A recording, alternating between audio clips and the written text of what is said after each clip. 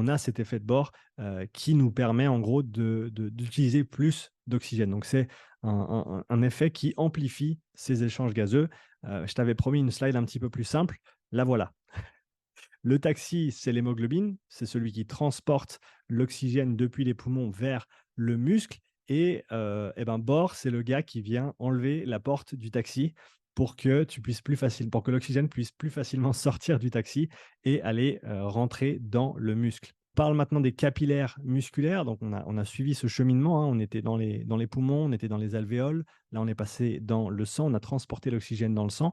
On se retrouve maintenant aux capillaires musculaire et c'est là où l'oxygène va passer dans le muscle. C'est aussi là où le CO2, le dioxyde de carbone, va passer depuis le muscle dans le sang et notamment dans l'hémoglobine également.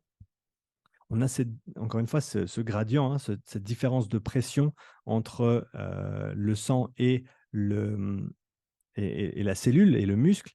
Et c'est ça, c'est ce gradient et c'est cette cascade, si on veut bien, qui engendre le détachement de l'oxygène vers les muscles. On reviendra sur ce paramètre de passage de l'oxygène depuis le sang, depuis l'hémoglobine, vers les muscles un petit peu plus tard. Si on prend quelqu'un qui respire à 60 respirations par minute, pour rester simple, on a donc un battement par seconde. Mais il s'avère que les intervalles ne font pas exactement une seconde entre chaque. Et ce paramètre de variation va être influencé par la respiration. Donc, comme tu le vois ici, quand l'intervalle RR est un petit peu plus long, c'est-à-dire qu'il y a plus de temps entre chaque battement, c'est-à-dire qu'il y a moins de battements par minute, on est dans une phase expiratoire. Et l'inverse, lorsque l'intervalle RR, donc le temps entre les battements, baisse, c'est-à-dire qu'on a une fréquence cardiaque plus élevée, on va être dans une phase inspiratoire. Et il s'avère que l'inspiration, elle débute avec une contraction du diaphragme, donc le diaphragme qui se contracte vers le bas. On verra une petite vidéo sur la slide suivante. On va également contracter nos intercostaux externes. Je te rappelle, hein, les intercostaux externes servent à l'inspiration, les intercostaux internes servent à l'expiration volontaire. Donc, on a cette contraction du diaphragme et des intercostaux externes qui vont abaisser la base du thorax, qui vont élever les côtes et qui vont augmenter ce volume intrapleural ou intrathoracique.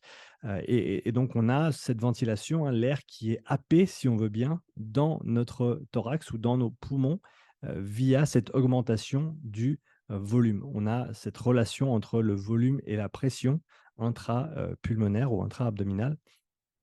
On va voir ça dans un instant avec un petit diagramme. D'abord que l'augmentation du volume ventilé par minute se fait par une augmentation de la fréquence cardiaque, de la fréquence respiratoire, pardon, ainsi que par une augmentation du volume courant.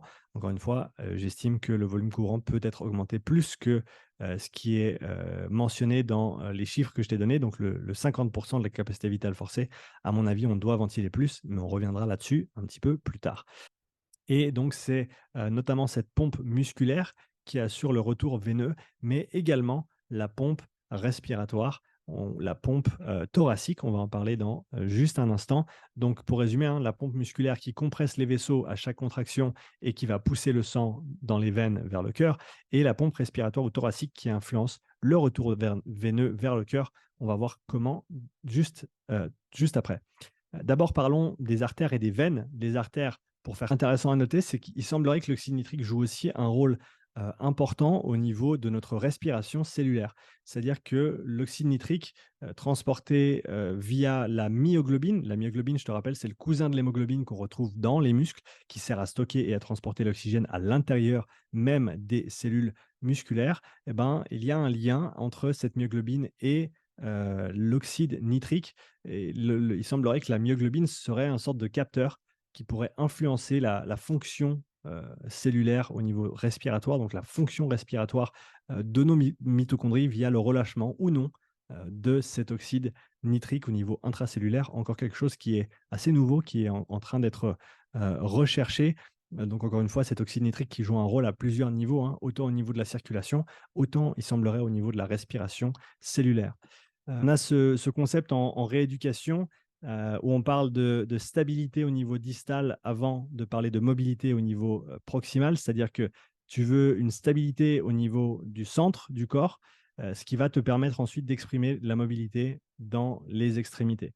C'est-à-dire que si tu es, par exemple, en position d'hyperextension au niveau lombaire, ça va te restreindre au niveau de ta mobilité scapulaire et ta mobilité des hanches également.